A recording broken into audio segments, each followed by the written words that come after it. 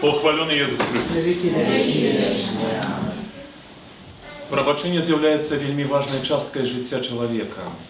Асабліва, калі гэта аднасіць да веры. Чаму? Бо калі мы ўзгадаем словы Хрыста, які казаў, што калі вы не прабачыце з сэрца свайго брату свайму, то і Айцец ваш нябесны не прабачыць вам. Таму вельмі важна вучыцца прабачаць. Вельмі важна таксама адчуць на сабе, што такое прабачэнне. Чаму? Ну бо глядзіце, калі мы ў сваім жыцці будзем ведаць, што такое прабачэнне, калі будзем адчуваць гэтае прабачэнне, то мы таксама зможам адчуць, што значыць прабачэнне самого Бога нам.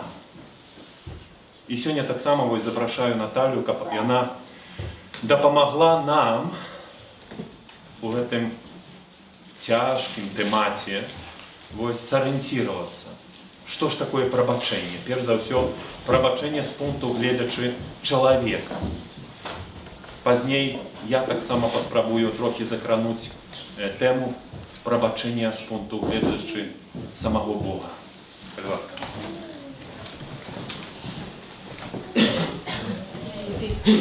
Может, тут говорящая голова не включилась за амбоной.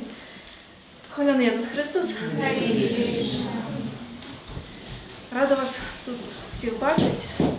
Я буду по-русски проводить семинар, чтобы больше людей могло понять. Вот. На жаль, не все добро ведают белорусскую мову. Да? Тем более тема действительно очень такая тяжелая. И подхожу к этому разговору о прощении с таким немного внутренним трепетом. Почему? Потому что прощение всегда связано с болью. Если нам есть кого прощать в нашей жизни, это значит, что кто-то нас очень сильно обидел. Это значит, что кто-то причинил нам боль, и часто бывает так, к сожалению, что эту боль нам причиняют люди близкие. То есть люди, от которых мы могли ждать любви, верности, поддержки, понимания.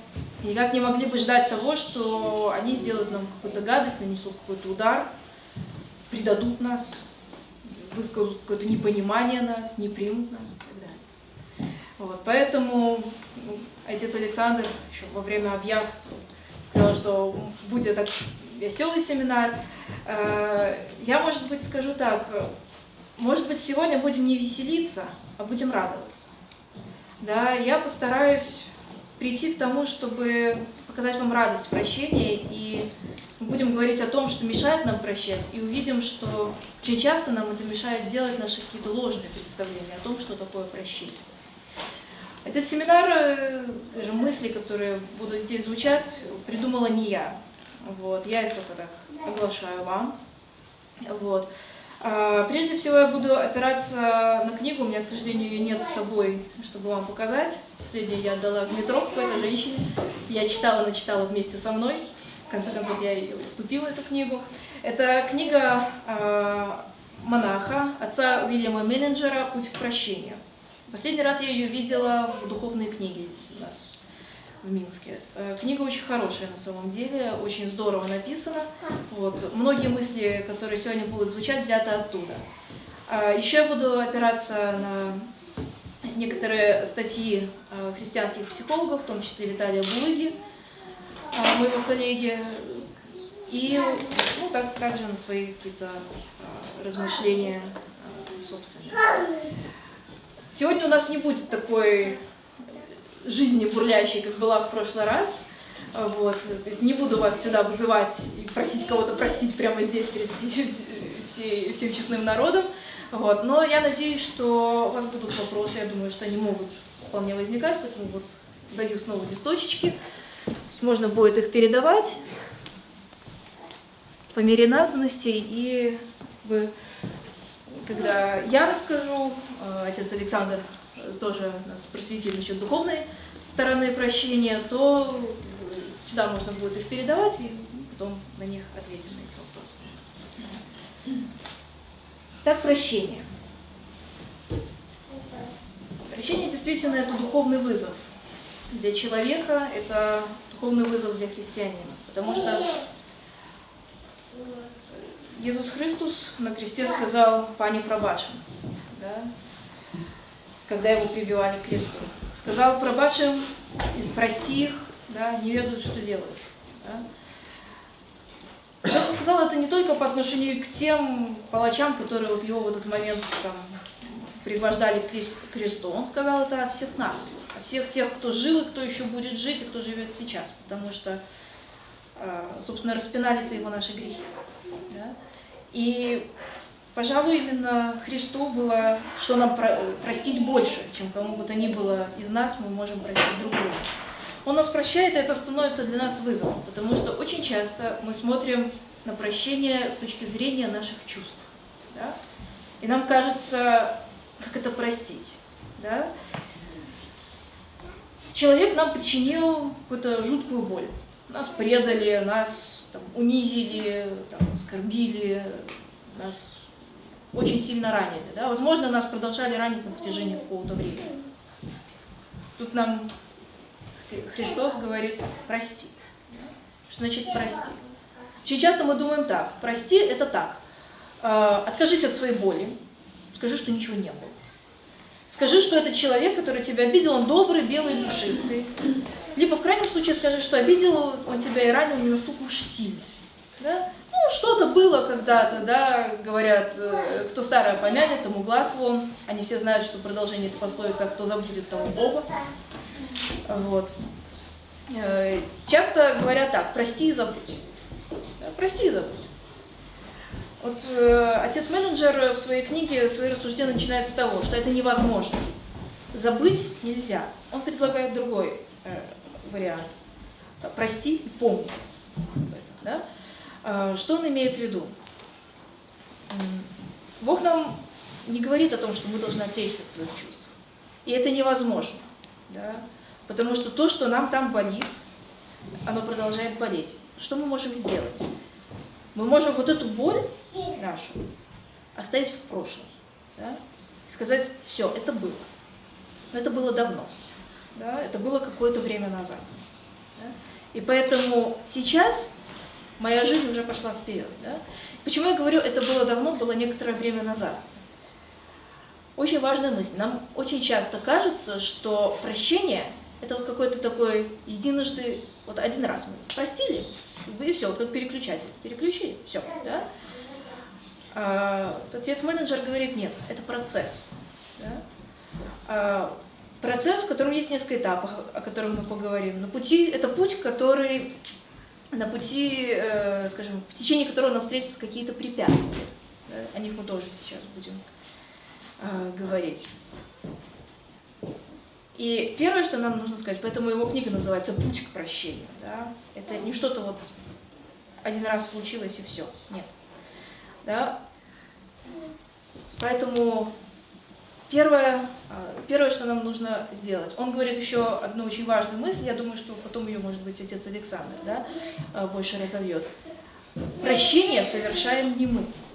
Прощение – это Бог совершает с нами. Да? Он дает нам вот какие-то, не на уровне наших эмоций, мы можем злиться на этого человека и дальше. Да? Но Бог нам дает какую-то внутреннюю силу, да? Духовную силу, чтобы нашу обиду, нашу боль оставить в прошлом и жить дальше. Да? И второй момент, сейчас мы будем об этом всем говорить больше подробно, но второй очень такой важный момент. Очень часто мы, скажем, вот представьте, как в школе проходили вот декартовые координаты, да, x, y, вот такие, да?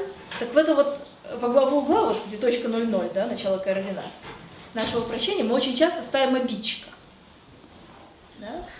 Что это значит? Например, такой вопрос. Как я могу простить человека, если он не просит прощения? Если он не раскаивается в том, что он мне сделал? Да? Он живет так, как и жил. Да? Возможно, он даже уже не помнит о том, что он меня как-то оскорбил, обидел, ранил и так далее. Как мне его простить? Или другой вопрос, часто еще более болезненный. А как мне простить человека, который уже умер?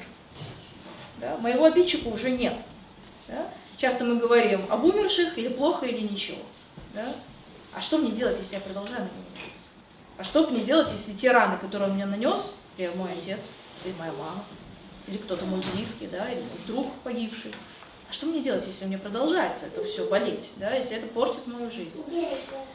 Так вот эти вопросы, они как раз порождаются тем, что мы в середину как бы, нашего прощения ставим обидчика.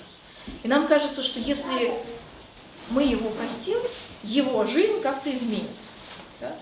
Или наоборот, если мы его не будем прощать, будем его ненавидеть, его жизнь как-то изменится. Вот это миф. Да? Очень часто нам кажется, что прощение нужно обидчику нашему. Нет, оно не нужно нашему обидчику, оно нужно нам. Да? И мы сейчас посмотрим, зачем оно нам нужно. Давайте сейчас вместе попробуем пройти по этому пути прощения. Да? Я думаю, что у каждого это из вас будет отзываться чем-то своим, личным, какие-то переживания будут. Да? Вот.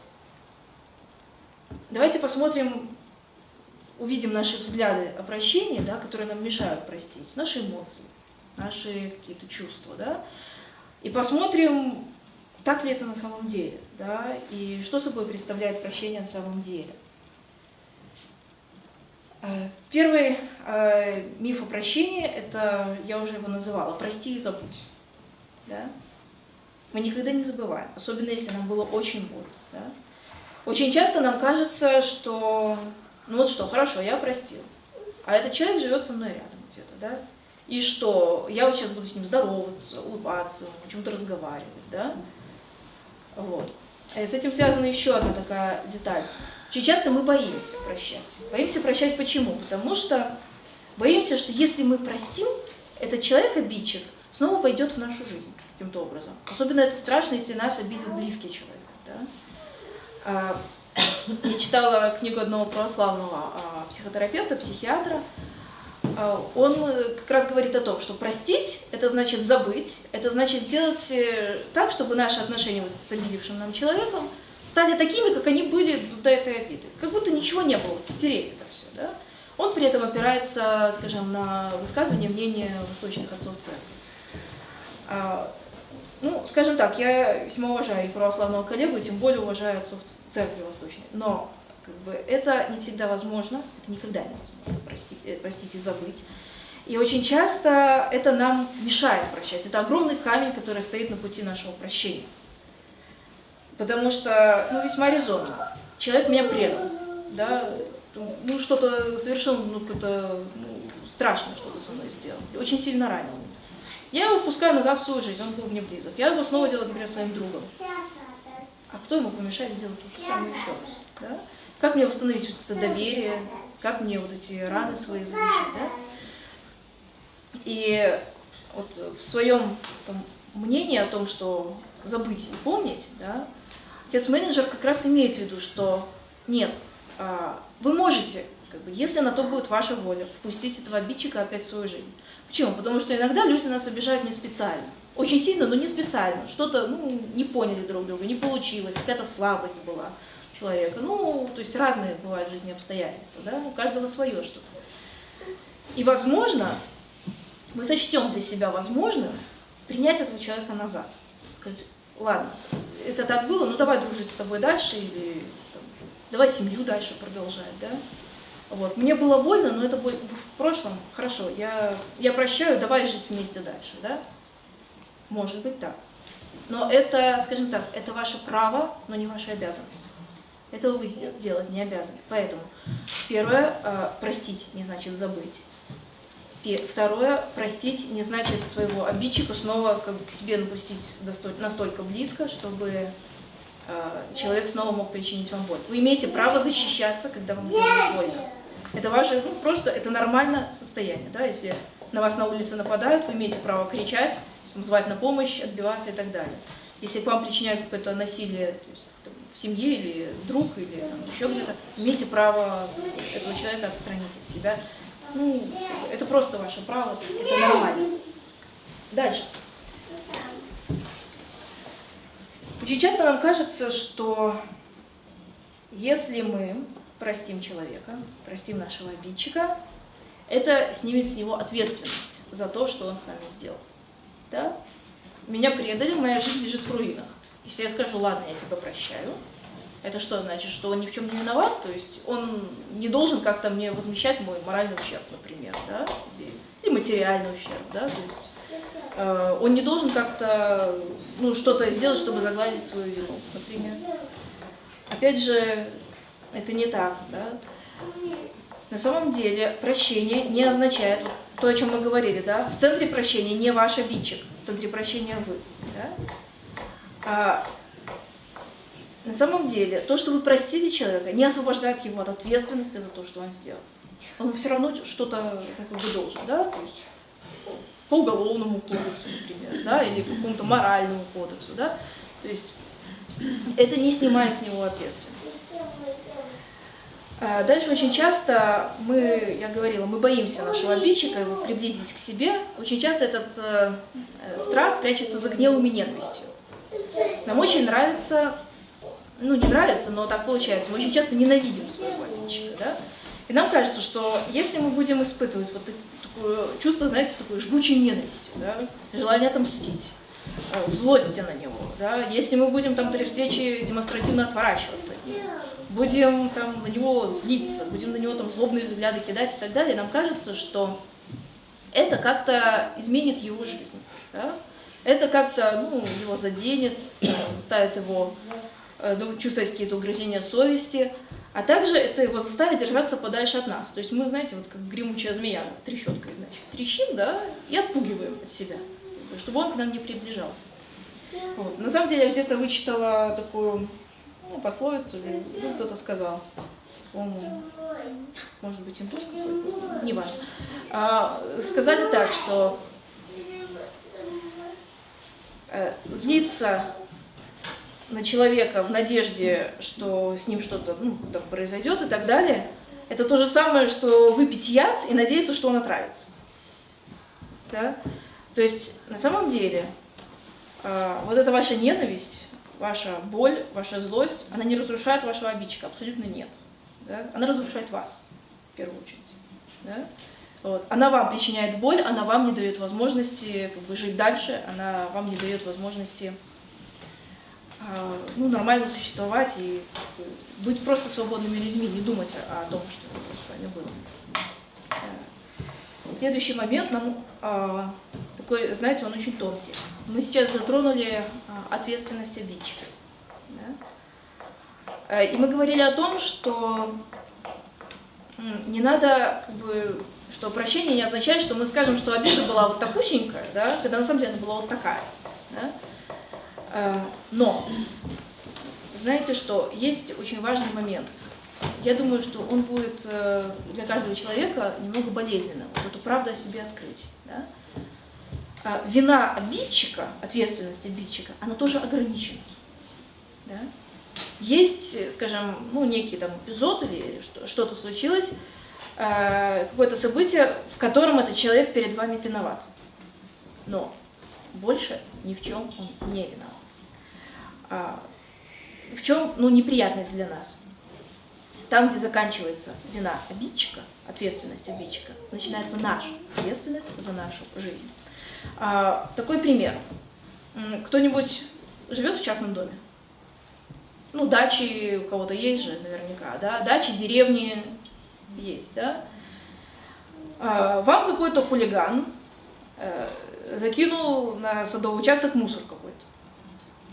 Закинул и исчез, его нет. Вот вы видите этот мусор, да?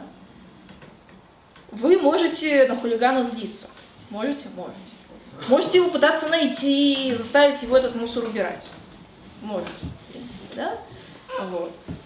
Видимо, дело такое будет не очень перспективное. То есть вы можете, собственно говоря, да, вы можете сесть и сказать, вот тут лежит моя вот эта вот куча, ее кинул кто-то другой, я в ней не виноват, я ее убирать не буду. Более того, вы можете к этой, мусорине добавлять свои мусорины, да? Вот. Раз уж все равно лежит, о чем не добавить еще чего-то, да? И в результате у вас получается что? У вас получается гора мусора. Начали ее не вы, вы в ней не виноваты, да? Но кто хозяин участка? Вы. Да? И кому по-хорошему придется это разгребать в конечном итоге? Вам. Да? Такой пример, скажем, уже с виной, да? девушка, которую, скажем, которая очень сильно разочаровалась в своей первой любви. Ее там парень бросил, женился на ее подруге ближайшей. Травма? Да. Больно? Да. Видно? Да. Предательство? Да. Он перед ней виноват? Ну, в принципе, да. Он ее предал. Вот. Но девушка, собственно, на этом зацикливается. То есть она не выходит замуж. Она, как бы, у нее не остается подруг, потому что муж, этот парень, да, с подругой ее, да. Она разгоняет всех подруг, она остается одна. Она, ну, соответственно, взрослеет, стареет и так далее, проходят годы. А она, собственно говоря, вот всем постоянно вот так вот эту заезженную пластинку о том, что вот этот мужчина ее так сильно обидел, да? Вот она на этом сосредотачивается. Да? Что получается? Вот за то, что она не выходит замуж, что она одинока, что у нее несложенная жизнь и так далее, вот этот парень уже не отвечает. Да? То есть он отвечает за ту, ну, конкретную какую-то вещь, да, за то, что он ее бросил. Да. Но взрослый человек, когда он видит, что ну, что-то с его жизнью не то, не так, плохо что-то, да, то есть не строятся отношения с друзьями, с мужчинами, с женщинами и так далее. Но это его жизнь, ее, в данном случае, этой девушки, да? Она может с этим что-то делать. Ну, например, она может там, пойти к психологу, она может почитать какую-то литературу на тему, что делать в таких ситуациях, да? На самом деле источников информации очень и очень много, да? Было бы желание. Но вот это очень такая, знаете, очень опасная болезнь, скажем, да? Она называется жертва. Вот очень часто люди любят впадать в позицию «я бедный, несчастный, я жертва». Да? Очень часто люди, которые приходят на форумы, которые обращаются к психологу, на самом деле они не хотят решения проблемы. То есть они приходят, чтобы им сделали сразу хорошо, при этом они не хотят прилагать никаких усилий. Они будут вам рассказывать, что, ну, те, кто постарше, допустим, что они родились там в Советском Союзе, где не было возможности получить там психологической помощи в тот момент, когда у них была эта травма. Что у них была там такая несчастная семья, что их отец бросил, что их мама на них не обращала внимания и так далее. Там же могут фигурировать какие-нибудь там злостные соседи, которые там что-нибудь там как-то злобно с ним обращались. Одноклассники, которые там над ним или над ней издевались. Там, ну, все что угодно, на самом деле, да, государство, которое платит маленькую зарплату и не позволяет мне пойти к психологу, например, да, там, ну, все что угодно, да, то есть вы слушаете такого человека и видите, что, как бы, вот против него ополчился весь мир, да, вот все против него, да, вот это типичная позиция жертвы. Знаете, чем она опасна? Она опасна тем, что, скажем так, звучит это так: я жертва, запятая, вы мне должны. Да? То есть, если я такой бедный несчастный, например, работайте со мной психолог бесплатно. Например. Да? Или вы мне должны, решите мою проблему. Да? Как с нашим мусором. Мне бросили мусор, возможно, много мусора. Да? Придите и уберите его. Да? Потому что я бедный несчастный. Я не буду этого делать. Да? Вот. Это очень важно для нашего прощения, да? Пока мы находимся в позиции жертвы и говорим, что мы бедные и несчастные, да? Нас ранили, нас обидели, нас предали, там, что-то с нами сделали, вот пока мы в позиции жертвы, мы никогда не простим, и мы никогда не сможем устраивать свою жизнь по-новому, да? Ну, потому что мы же слабые и несчастные. Зачем, да? А всегда найдутся, скажем, кумушки, люди вокруг, да, которые нашу историю будут слышать впервые, которых она будет впечатлять, которые будут подставлять плечо, жилетку, да, вы будете там плакаться им и так далее. И вот это, они будут вас жалеть, да, вот почему очень часто, да, к психологам приходят люди, особенно, ну, вот когда даже не приходят, когда психологи между собой обсуждают случай, это называется супервизия, да, то есть когда кто-то главный, и ему рассказываешь свой какой-то, ну, случай своего пациента, и дают советы просто, да, ну, как работать.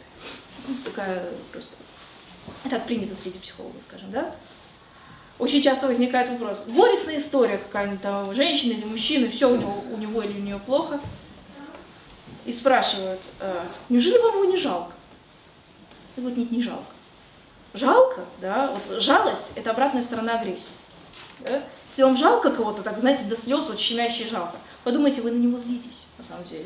На самом деле, вот за этим, как бы, вот этим плачем, ой, бедный, несчастный, скрывается другое. Нафига ты прилез в мою жизнь и меня вот так расстраиваешь? Вот. Ну о чем, да, то есть жалость никогда никому не поможет, да, то есть сколько бы вы ни гладили по плечику и не говорили, бедная, несчастная, тебя так предали, этого будет мало, и это самое. Спросите ее, а что ты сделала, чтобы было по-другому? Да, он тебя предал, дальше что, да, то есть, ну это было 30 лет назад, да, как бы, ну, уже пора как-то жить дальше. Значит, вот этот очень важный момент, что определите, да, если вы хотите простить человека, определите, за что вы его хотите простить. Да? Посмотрите конкретно, да, был один эпизод, или серия эпизодов, да.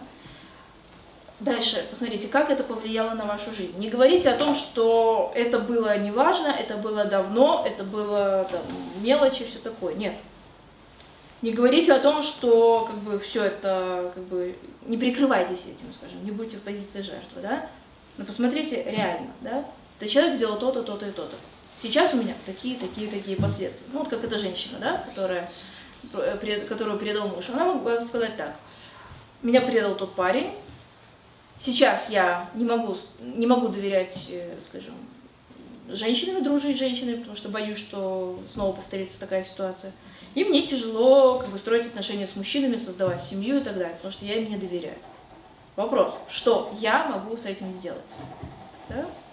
И когда человек задает, скажем, ну, вполне такие вопросы, да, конкретные, тогда очень часто находится вполне конкретный ответ. Потому что есть группа поддержки, есть какая-то информация, есть книги, есть психологи, есть духовные руководители, есть церкви, да, то есть на самом деле возможностей очень и очень много. Но дальше еще очень важный момент.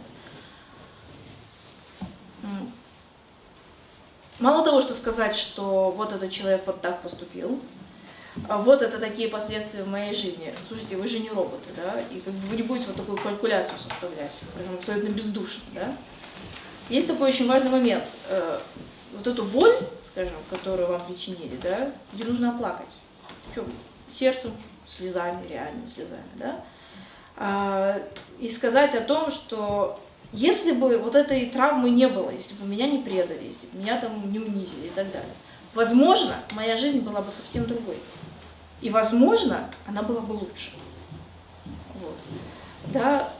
И знаете что, важно вот оплакать вот этого человека, который уже не будет. Вот вы уже не будете таким, каким бы вы были без этой травмы. Да? Вот. Когда вы его оплачете, это реально такой, это траур. Это траур по себе вот этому там, нераненому. Да?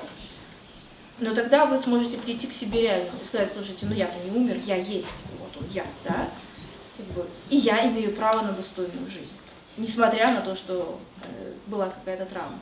И поэтому мы приходим, смотрите, да, поэтому мы приходим к тому, что в центре прощения не обидчик, да, в центре прощения я сам. Почему? Потому что если я прощу, да, я не сделаю ему какое-то одолжение, я сделаю одолжение себе. Если я прощаю, это значит, что я говорю, да, эта травма была, я говорю свои потери, да, я переживаю вот этот траур, то есть, но траур он не может быть бесконечным, он заканчивается однажды, да. И в какой-то момент я говорю, ну я жив, да, слушайте, меня обидели, но я жив, я выжил, да. Я хочу жить, как достойный человек. Я не хочу, чтобы, допустим, мои действия определялись вот этой травмой, да? Я не хочу в каждом там, встречном мужчине видеть вот этого парня, который меня бросил.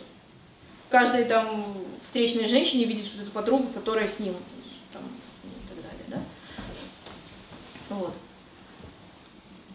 Это нужно мне, это моя жизнь, да? Если как бы, я отпускаю это, да, отпускаю вот эту травму, да, это значит, что я позволяю себе смотреть не туда, назад, куда-то, да, не вот к этому мертвому человеку, которого тогда убили, да, которого не дали развиваться. Это я смотрю вперед. Еще последний момент, тоже очень важный. В жизни каждого из нас есть точно есть один человек, которого вы должны простить. Абсолютно точно, он есть у всех. Это я. Да? Потому что мы сами очень часто, всегда имеем что-то, скажем, имеем что-то, за что себя простить. Иногда это могут быть какие-то конкретные поступки, которые мы не должны были совершать. Мы их совершили. По слабости, там, по глупости, да, там, ну, там, в пылу чувств каких-то и так далее. Да? Это могут быть конкретные поступки. Но бывает, например, что мы чувствуем вину за то, что мы не виноваты. Например, очень часто взрослые люди, уже взрослые люди живут, например, виной, детской виной за развод родителей. Да? Потому что дети всегда считают, что они виноваты в разводе родителей. Это всегда так. Да? Еще хуже, если я общалась с одним мальчиком в приюте, живет, его отчим покончил с собой, повесился. Вот. Хлопцу, наверное, лет 10. И вот он говорит о том, что, я говорю, ты считаешь, что ты виноват в этом? Потому что я знаю, что он считает себя виноватым, 100%. Он говорит, да. И говорит так, если бы я лучше учился в школе, если бы я лучше себя вел, да, если бы я там не хулиганил, меня бы не отдали сюда, а мой отчим, он очень сильно расстроился, что меня отдали сюда, в детский дом, и поэтому вот он это совершил. Смешно, да? Потому что вменяемый взрослый, как бы, да, ну, очень там алкоголик и так далее, да, скорее всего, это было там в алкогольном опьянении совершено и так далее. Возможно, он не думал вообще об этом парне в этот момент, но, как бы, да, естественно, что вменяемый взрослый не будет из-за двоек и плохого поведения сына поканчивать с собой. Но это позиция взрослого, а это позиция ребенка. Да? Не исключено, что вот с этой травмой он будет жить, ну, сколько будет жить, считать себя будет виноватым. Да? Поэтому тоже очень важно, другая ситуация, да? Очень часто мы виним себя за свою боль. Женщина приходит на форум и говорит, надо мной издевались в школе, я была неуклюжая, я была толстая, я была там некрасивая, я была там тупая, еще какая-то, да, надо мной в школе издевались. Я чувствую себя за это виноватой. За что? За то, что я была вот такой тупой, толстой, некрасивой, там еще какой-то, да, что я провоцировала вот эти на себя, вот эти издевательства, да, вот. Ну, тоже, на самом деле, очень по-детски, на самом деле, со взрослой позиции, ну, абсолютно необъяснимо. Как в этом можно быть виноватой? Это боль, а не вина, да. Очень часто мы чувствуем себя виноватыми за то, что нам больно. Да? Вот.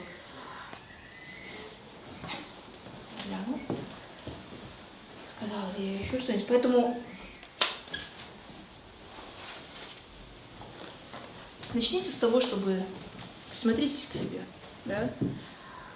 Присмотритесь к себе и определите, я действительно настолько перед собой виноват? Да? То есть, что было в моей жизни, что я сделала неправильно? Ну, и для этого есть первая пятница месяца, есть вот там вся, в том числе, да. Вот.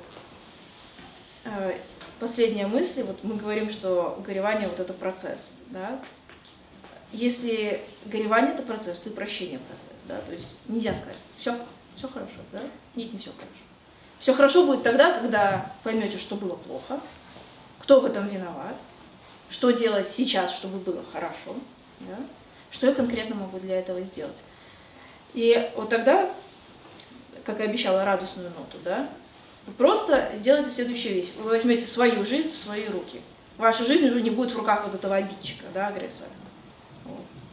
Скажите себе, да, как бы, я могу этот путь, да, прощения начать сейчас. Да? Я могу, например, спросить что-то здесь. Да?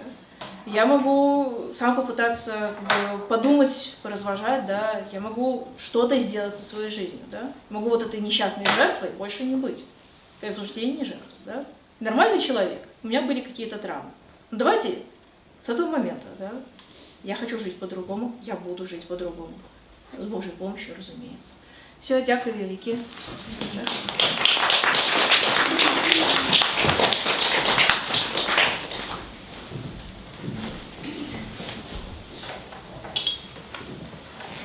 Дозвольте, що сюди перейду так більш звичайно, призвичайно вже. Дякую щиро tutaj саме Наталії за цей пригожий доклад відносно того, Что такое прабачэнне ў нашым жыцці? Я таксама хацеў бы крануцца прабачэння са стороны Бога. Калісьці стары монах мне распавёў такую гісторыю, як у Афрыцы ловяць малпаў. Здаецца, што вельмі цяжка злавіць гэтую малпу, бо яна, скажам так, далёко скачыць, вельмі высоко жыве.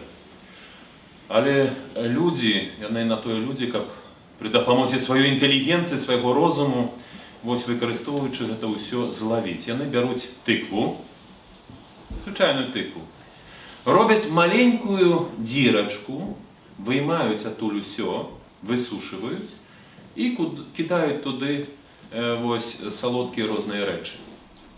Вось. Часцей за ўсё да ежы. Малпа бачыць гэтую, і прывязваюць гэтую вось тыкву да дрэва. Кажуць, малпа, калі бачыць гэта, яна ж малпа, не чалавек. Она што робіць? Руку туды, хваць, а выцягнуць не можа. І кажуць, што людзі-то папросту падыходзяць і гэтую малпу бяруць, бо малпа, калі нешта схваціла, ужо не пусціць. Ведаеце, мы вельмі часта прыпадабняемся гэтым малпам, якія хватаюцца за гэтую абіду і трымаюць яе, бо гэта мая абіда. І пазней жывуць ёю, гэтую абідай. А што атрымліваецца, калі яны гэтую абіду жывуць? Яны сядзяць возле гэтага дрэва. Яны не свабодныя. І кожны можа падысці далей папросту гэтага чалавека, як гэтую малпу схваціць і рабіць, што захоча. Таму вельмі важна, каб мы ў сваім жыцці умелі прабачаць, каб мы умелі асвабадзіцца. Вы ведаеце, як раней вязняў, вось, дзеля таго, каб яны не збеглі, папросту абмяжоўвалі.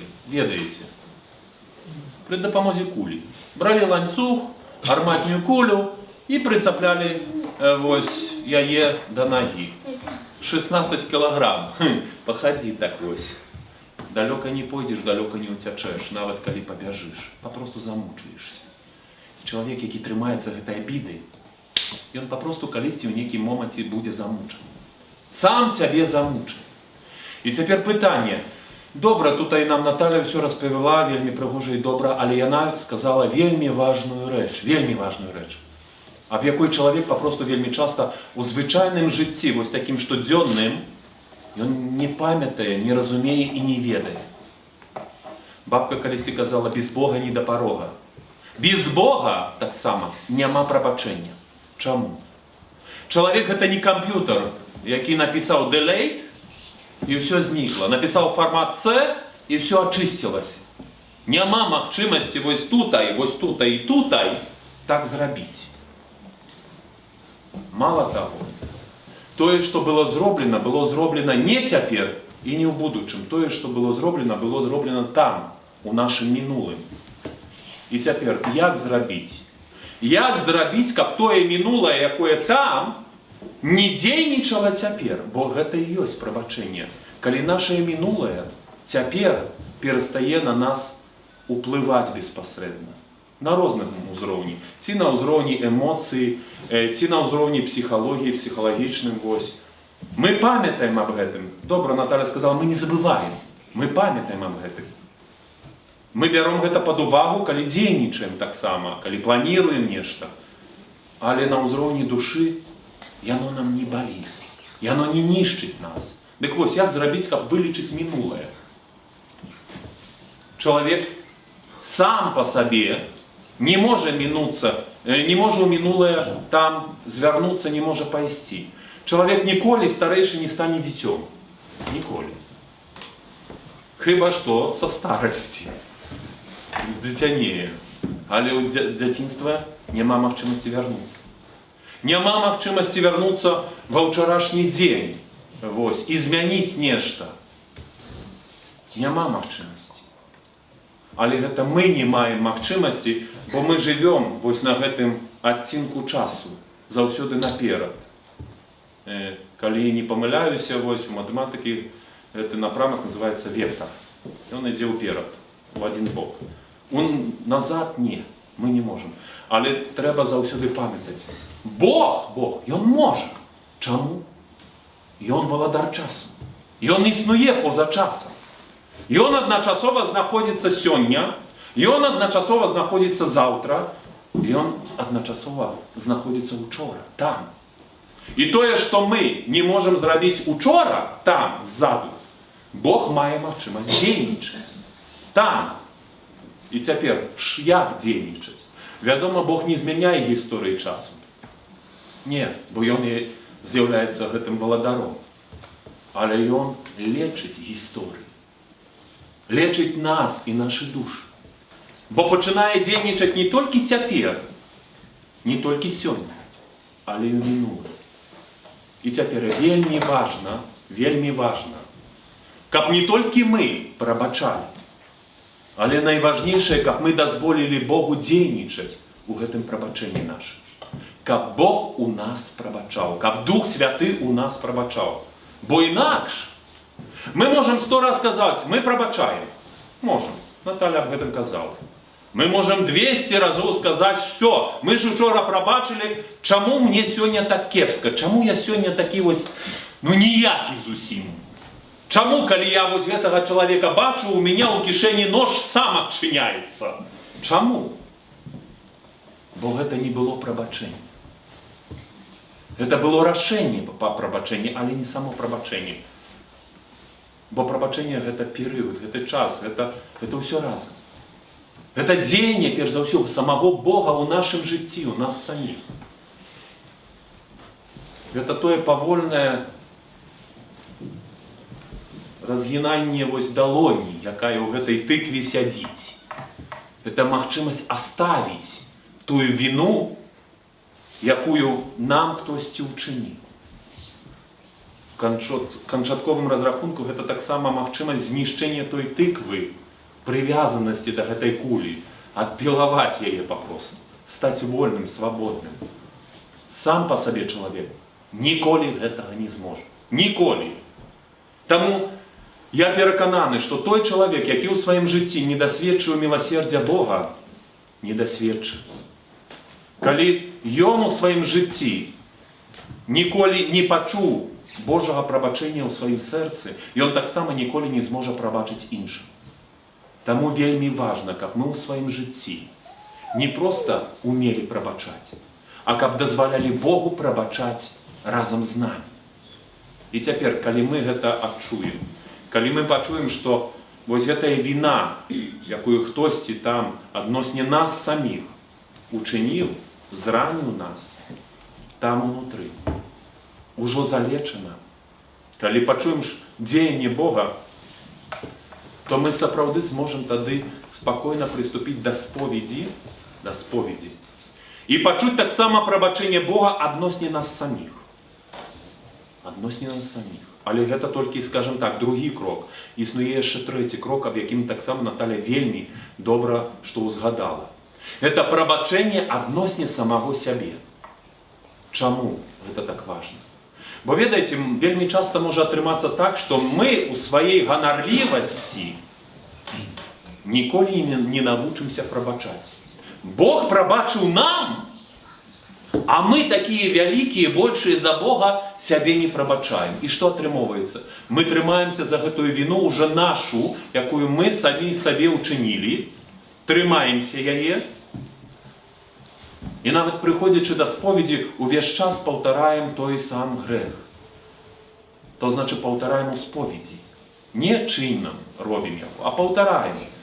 Тое, што 20 гадоў таму назад я ўчыніў увесь час, гэта далей мяне мучае. Бог даўно прабачыў гэта. Але мы не дазваляем Богу дзейнічаць у нас і прабачыць самім сабе. Таму вельмі важна тутай дазволіць Богу таксама прабачаць нам, і самі мы прабачыць сабе. Это вельмі важна.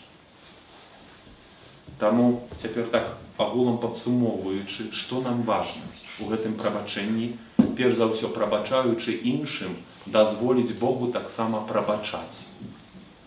Бо інакш мы не прабачым. Наступная рэч.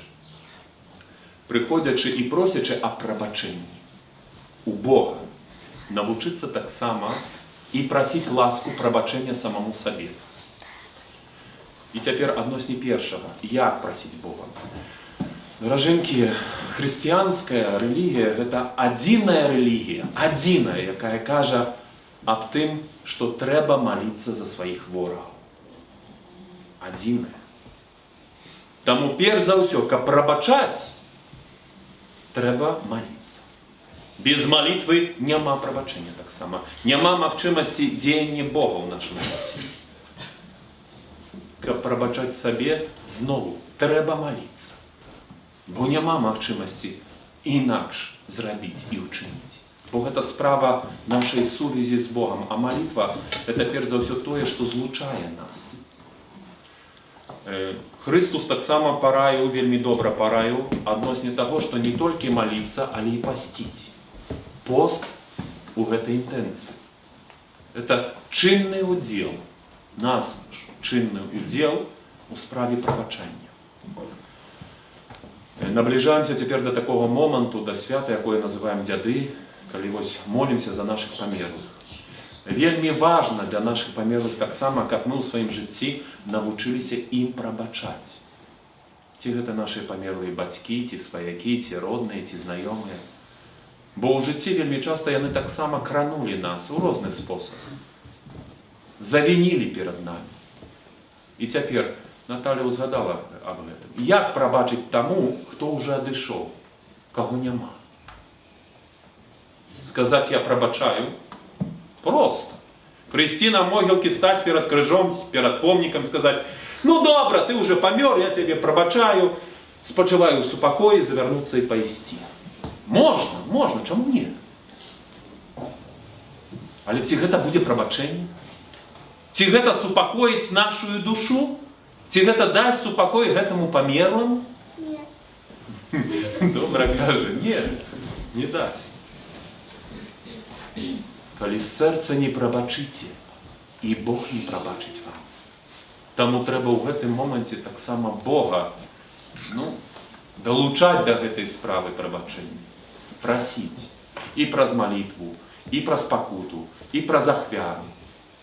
Тым больш, што касцёл таксама выходзіць насустрач нам і дае магчымасць удзелу ў гэтых усіх літургічных акцыях, у гэтай літургікі прабачэння і малітвы. Таму вельмі важна, каб мы гэтага вучыліся штодзённа. Прабачаць. Дзякуй шчыра вам за гэтую магчымасць тутай сустрэцца, за гэты семінар. Дзякуй таксама Наталі. І наступную нядзелю, 3-го, таксама будзем маліцца за нашых памерлых, але таксама запрашаю ўсіх сюды на прагляд фільму. Таксама пасля святой імшы будзе фільм адносне прабачэння. Тут і Наталя больш дакладна вытлумачыць, што гэта такое. Я вот таки тут голова профессора Доволя отрабливается. Так вырашили поглядеть фильм. Это, можно сказать, будет такая практичная частка нашего семинару. Фильм называется «Прощение амишей». Магчыма, его хтось бачыў. Не буду вам тлумачыць сюжет, каб это был такі зацікаўленасць была. Скажу, что фильм хрысціянскі, фильм вельмі моцны. Вельмі такі цяжкі. Можа, толькі хіба патлумачу, што за амішы. Можа, не ўсе ведаюць. Амішы – это пратэстанты. Они жывуць, скажем, у США, у Пенсільваніі, такой закрытай абшчынай. Яны такія людзі вельмі спецыфічныя. Яны жывуць як быццам у 19 стагоддзі. То есть яны не выкарыстоўваюць электрычнасці, яны сувязі мабільнай, тэлефонаў, ездят на лошадях, то есть, жывуць як быццам бы ў 19 веке, так вельмі адгарожаны ад свету. Аднойчы ў гэтай абшчыне нешта здараецца, нешта, што патрабуе вельмі моцнага прабачэння. Фильм будзе, фильм зняты на реальных событиях, это реальная история. Адбывалася на десь у 2006 годзе, такая недавняя гісторыя. То вас пасля імшы запрашаем гэты фільм паглядзець, і пасля так абмеркаваць, што спадабалася, што не спадабалася, што закранула. Яшчэ хацела запытацца, ці ёсць пытанні. А, не только к ней, ко мне так само, чи є питання. Да, до нас не буду.